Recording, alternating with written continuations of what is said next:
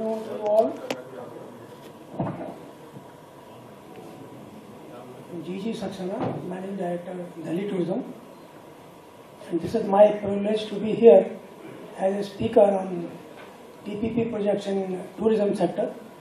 Why I see luminaries present in this audience from whom I have learned. Thomas Chedin, he is there, then Madam Naniji Sri, and all learned persons are there from I learned how to go about PPP projects.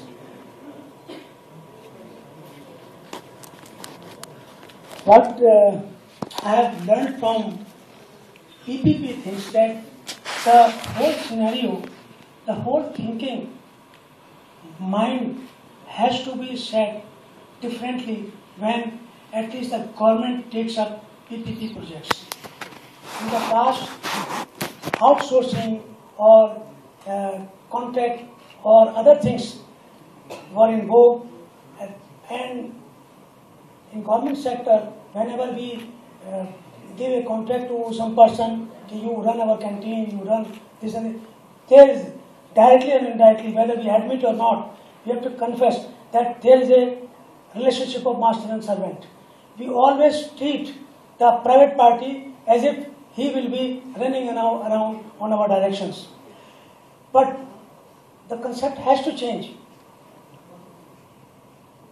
In PPP, the last P is partnership, which we all know that we are at equal footing.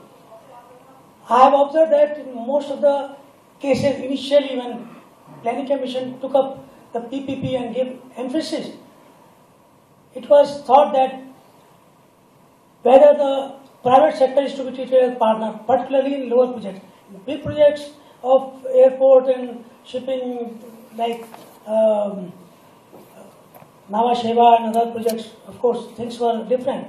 But tourism came very, very late in the entry of PPP. When I started the PPP, first PPP project, Mr. Thomas Chedin, if he is there, I requested him to come and give some capacity building thing for my officers. And then I asked him whether things are available. I requested Mr. Haldia also. He was our mentor at that time. And we invited him in Andaman Nicobar. He discussed all these things. In fact, in PPP related to tourism, there were no model RFP, no model RFQ or something like this. They were only concerned with shipping, railways, transport and other things.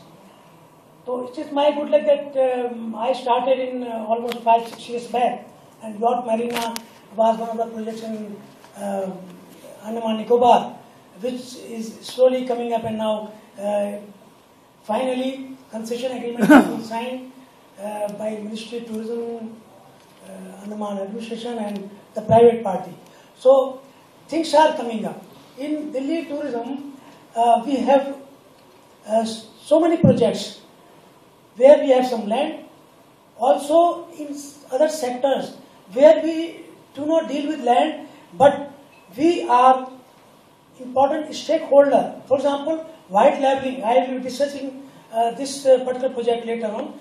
Plus hop on, hop off project, where there is no question of land, but we have entered into a concession agreement with a private party and relatedly running in a satisfactory manner.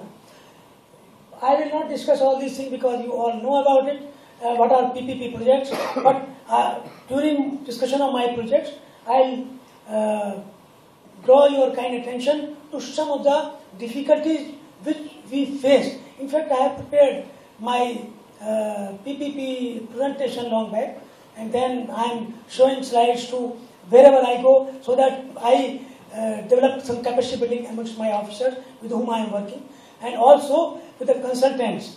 One of the consultants, Mr. Ladda, is there from KCL. So I had some hot discussion only last week when I requested KV, if you are consultant, please do some other homework also. You try to explain the things to prospective bidders. Go to their door, take 15-16 slides, so that your feasibility report is actually what it should be. Otherwise, if you are saying that IRR of this project will be say 23, good enough. But when it comes to submitting a bid, nobody comes forward, and what is the use of feasibility report? Then so many other problems are also there. So, what are PPP projects related to tourism? These are some basic things which I will not discuss. If anyone who is new in this field wants a copy, I'll try to arrange some email or CD to that person. You can go through it. I've done a good exercise 5-6 years back on the basis of lectures given by Mr. Haldia, legal luminaries related to PPP, then some concerned ILFS, including Mr. Chetan Thomas and Dr. Ravi was there. So based on that, then also there was a good presentation by Mr. Suleiman, an IAS officer, Secretary PWD of Madhya Pradesh government, who created innovation in NHAI and state highway projects. He told us that how PPP should be taken by government. It's not just to sign a concession agreement. He ensured that Chief Minister himself become chairman of that committee, which will clear environment permission and all that. Unless this is given top priority, projects at least in the government department will not be running smoothly. Various type of models are there. Conceptual model, they are fully public, fully private, then in between. All these terminology come, leasing are also PPP, then BOT, BOOT, all are PPP, but depends upon what is the role of private party, what is the role of government. The main thing comes technology, professionalism, and who will bear the risk. The greatest thing which PPP related to government department come across is whether private partner is going to take the burden of running a risk. If it is so, just forget about it, you will not get bids. If you must understand as a government officer, because I will be speaking mostly like a government officer, on behalf of government we are entering into PPP. Other side also I have discussed, but once we are in government and we want to invite stakeholders to take over the projects in long-term lease basis or something like this, then obviously we should ensure that private party enters into partnership with the government only when he sees that there is no risk, there is no running around, there is no problem of getting permission, etc. Government will help them.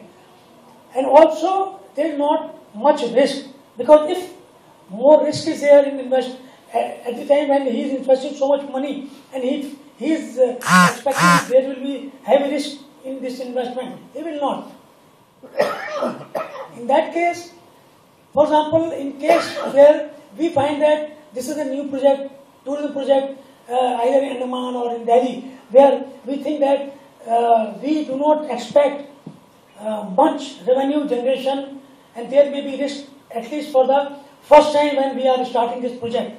Then in that case, what we should do? We should go for annuity, or we should go for revenue sharing, or both. There is one HOHO project in our Delhi tourism which is running, but not very successfully, very surprising, that hop on hop off buses are running successfully in Paris, in England, 2-3 places, then big bus is also running in Dubai, all successfully, but in India, the first project of this nature is not picking up fast, although the time period is about 10 years. But in this thing, we are taking care of the interest of private party, because he is running in losses. We, as a special case, we got a tribute, we are extending the gestation period, we are extending the period so that he starts earning more and then he can share us. So, you will forgive me for running on this thing, because whoever wants some literature on this thing, I will provide separately. So it is long drawn process and prerequisites for PPP projects. This applies to all, including tourism. Successful projects and non-successful. The experience in government department is that most of the projects are not successful. The reason is that when we prepare a feasibility report, this is sometimes it is prepared in air-conditioned hall without the knowledge of ground realities. This must be avoided. For PPP projects, we should actually find what are the realities on the ground. I'll come one project by one later on. This is the Planning Commission guidelines. I'll stick through then financial this thing initiatives at state level. I go give you example of Madhya Pradesh PWD department, which came out successfully on state highways, and they came out with 20% VGF given by Ministry of Concerned Ministry, Government of India, plus 20% VGF via the gap funding by state government. So 40% funds will be available to the private party if he is running the risk of some apprehension whether the project will be successful or not. Potential sectors, very, very unfortunate that tourism is the last priority, and I hope that our member secretary NCR Planning Board is present here, and she is working on this tourism project for NCR Planning Board. I hope that some good projects will come up under her guidance, and tourism will get some due share, because I always see that even Planning Commission, Government of India has not given much weightage to tourism sector as far as PPP things are concerned. I am creating some more projects so that there is some recognition that tourism is equally good sector to invest, to invite bidders and all that. Now I will start with some tourism projects. This neighborhood cultural center below Raja Garden flyover in Delhi. We initially invited bid through our Kaisel partner is Mr. Ladda is sitting here, and in 2003 or 5, Mr. Ladda, it was 2003 or 5 that we could not get successful bid, and it had to wait for almost 10 years. And only 2 days back, with great persuasion by me, by my officers, and with great persuasion and inspiration by our consultant Kaisel, that we got 9 RFQ applications, and hope that we will get almost 6, which is generally the criterion for Planning Commission for final bid.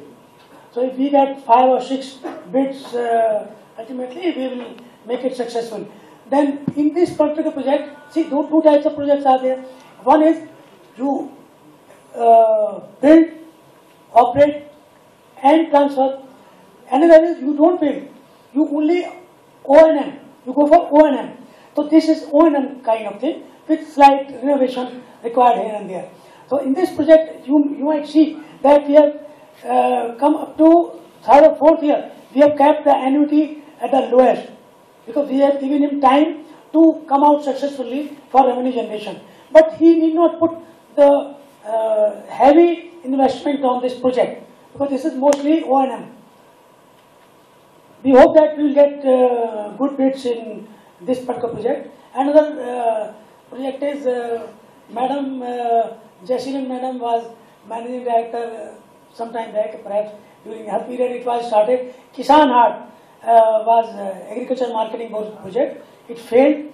The land was handed over to Delhi Tourism. We worked on it, and recently we have, in this particular project, when we got the feasibility report, we came out with a criterion. The first line or preamble of our RFQ was, okay, this project is not for revenue generation by tourism department or Delhi government. The main criterion is that we should be a unique rural tourism project and related to development and promotion of handicrafts, handloom and organic food, etc. And basically we were fighting for empowerment of women, so that women craftsmen craft persons and all that, they take land share and showcase their things here. And luckily, we got a very good concessionaire. Laila Tayyab ji has taken up and the form of Dastkar, and February or March it will be started. But 15 days they showcased as to what they are going to do. There was a heavy rush because people in Delhi and tourists from outside, they rush to such kind of projects where rural areas, artisan, handloom, handcrafts are showcased in one place. With little expensive, we get more to show in our houses, in our offices, etc. So this project is successfully, I will say successfully done, although we had a bid of 47%. 47% revenue sharing was offered to us in the bid, and we gave it to 22%. The reason was that it was QCBS system we applied, in which we gave weightage of 70% to the background and technical expertise of the private party. So the financial bid was not the final criterion, and I am very happy that it has gone to the NGO which is working for these kind of things, handloom, handcraft, and women empowerment for last 15-20 years. Another project is coming up. This was inaugurated by Mr. Rahul Gandhi last year, Guru Tegh Bahadur Memorial. It is in Singhu border, the border between, we are going towards Chandigarh side. We enter in Delhi, or from Delhi we are going. So this is almost 8 to 11 acres of area is with us. We are going to start sound and light show, just you might have seen in Purana Kila projections and all that. 20 minutes programs will be there, 5-6 programs in the evening, and then there will be a good vegetarian restaurant. For this we call the bid. We got bid and we are going to open it. We hope that our whole project, sound and light show plus vegetarian, will create more and more footfall for this wonderful project. If you find time, please see. This is architectural marvel, where Guru Tegh Bahadur Memorial, Guru Tegh Bahadur is shown as Hind ki Chadar, and only when you see, you will find this is really a wonderful architectural structure which had been created by the Delhi government. Hop-on, hop-up bus service, presently running losses, but hope that by 5th year we will be running in profits, and we will be sharing it. They are coming out with open bus also, which are very popular in Dubai, in London, in Berlin and all places. But in Delhi, the problem is that open bus means, because Delhi is the only city in the world where only CNG is allowed inside city. So 15-20 gas cylinders are to be accommodated.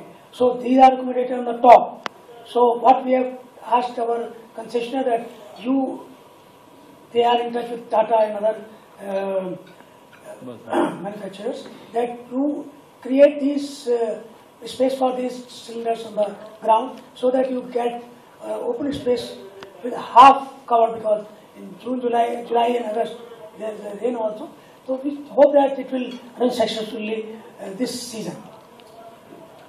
There is another innovative idea we have created, white leveling, because we as Delhi Tourism, we have a mandate from Delhi government that all officers touring around or outside India have to purchase tickets only from DTTDC. But we are unable to provide them cheapest and comfortable seats.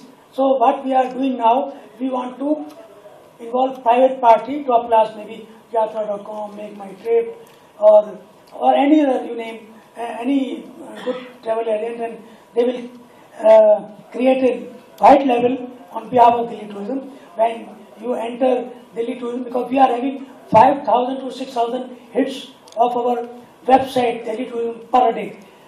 And 1/3 of the persons not only government officers, but private persons also, they are expecting that we should provide some online ticketing and all that. It is a successful experiment for sale of tickets, sale of our tour packages, so we thought that we should enter in this field also. Now, we will be opening bids next month. Today it was pre-bid meeting, and Delhi Tourism will provide you cheaper and comfortable journeys, cheaper tickets and comfortable journeys in India and outside India. Another project is Garden of Five Senses, where near Garden of Five Senses, a 5.25 acre wellness center is coming up. And we are going to, because our feasibility report says its IR will be more than 30. So we are interested in global bid. Feasibility report is ready. We are going to create a world-class wellness center which will comprise of all spa and Ayurvedic and other fitness centers, etc. Another project is coming up. Mrs. Kreisel is our consultant. The NH8, we have got some land, 2 acre, just opposite IGI airport, where we are going to develop some sort of maybe film club. IRR for film club is almost 22 or 27. So there is a heavy demand of Bollywood film shooting taking place in Delhi. DTTDC is a nodal agency for helping the film shooting producers and all line producers to provide, to arrange NOCs, permits from all stakeholders like DDA, NDMC, MCD, then ASI, other. So maybe that we come out with some film club, so that suppose some big film producer or stars come, they don't want to enter inside Delhi, they will have a meeting there and they will go off, then crew and other line producer will work inside Delhi, do film shooting, all that. This is also coming up. Feasibility report is almost ready. Delhi Janakpuri project is coming up. This is government project. It is coming up, finalized in September 2013. But once it is complete, we will be going for PPP model in banqueting, music towers are there, amphitheater. We will be inviting O&M from private parties. It is again a very good project. It is government is spending 100 crore rupees on this. There is almost 25 crore rupees amphitheater and 850 sitting capacity auditorium, air-conditioned auditorium, which will again be put on public-private partnership.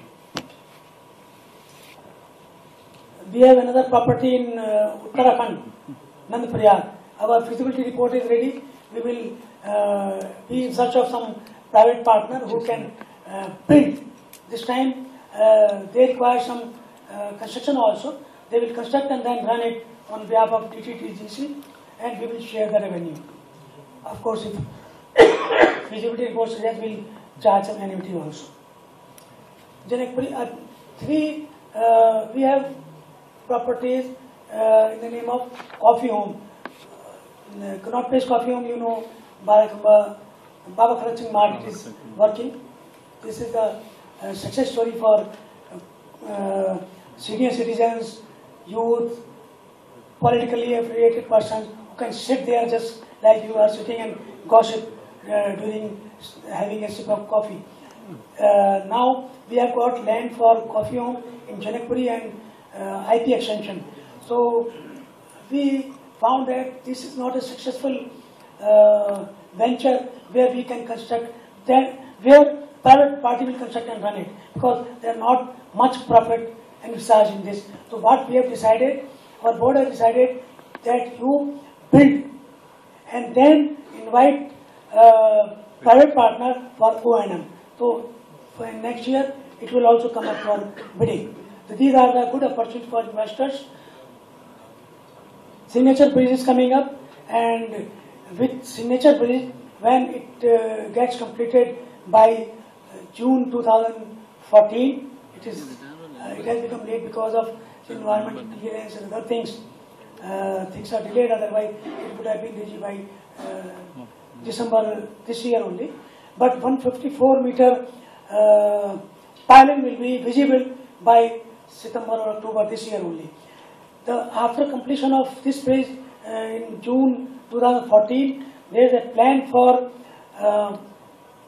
tourist hub, 1.5 kilometer area of Yamuna catchment area. We will create some big type tourist hub, almost inviting private partners to spend almost 500 to 600 crore rupees to create all water sports facilities and other tourism facilities here. In Andaman Nicobar, Yacht Marina and so many other projects were there. Lalajibi Island was given, it was taken by CGS Earth. Their criteria was different, that they thought that the exclusivity plus coral are on walking distance and all that.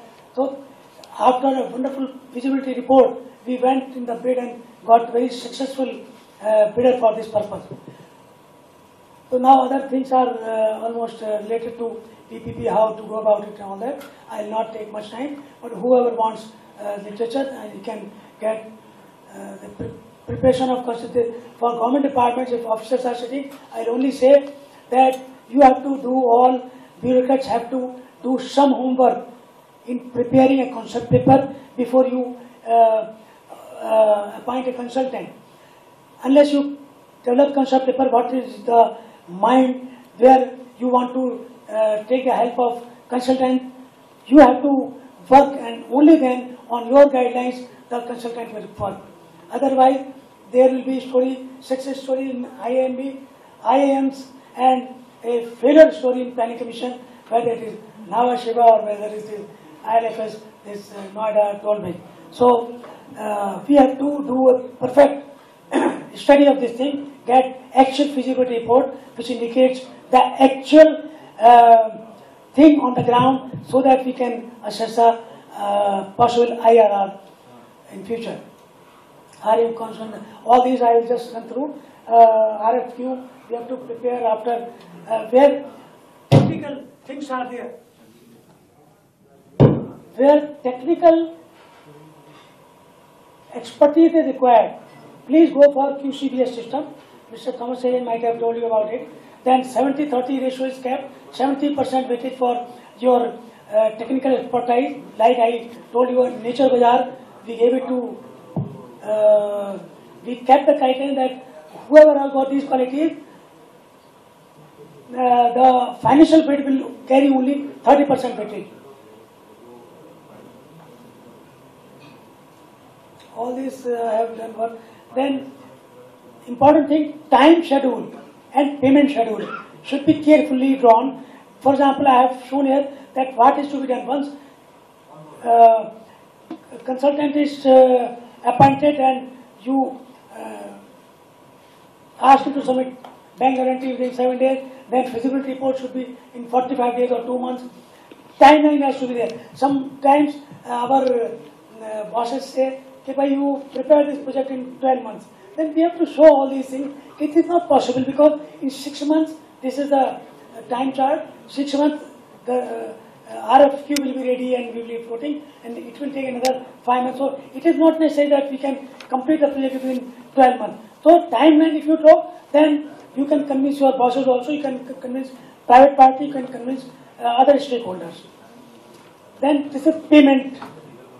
How much payment at what stage is to be made? For example, submission of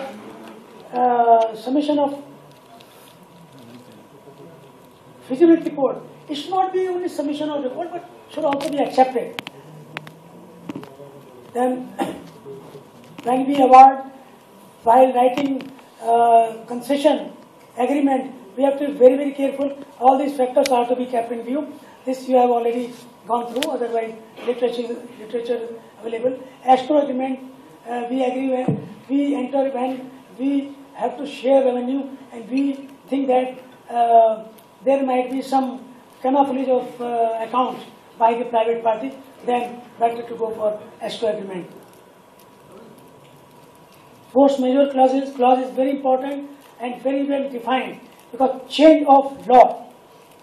For example, suppose new government comes in a state They say we are not interested in this much criterion, and now our concession should be asked if we don't want to do this. This is the change of law. So something related to force majeure is related to God's Act, and something related to change of law. Government wants that we will not give 20% VGF in this thing. What will happen? Then he has to abandon the project. The private party should be properly compensated for this purpose. So one has to keep in view what are the clauses and how it to be put up carefully. Issues to be addressed, political commitment has to be there. Like I told you, that Chief Minister MP used to preside over the meetings for clearance of all the state highway projects, and it was done successfully. Almost 80% projects were completed. Here in Delhi, of course, we get full support of government. We get all clearance in time. There is always intervention whenever we see. That is why all these our projects of Delhi tourism are getting clear. Conflict of interest, other things. Bidders' perspective also to be seen, because you must understand that whenever you start any project where private partner is to be involved, make it a point that private agencies coming only to make profit, they are not coming for charity. Keep their interest in view. Then lenders are also there. Your project should be such that bankers are able to finance your project.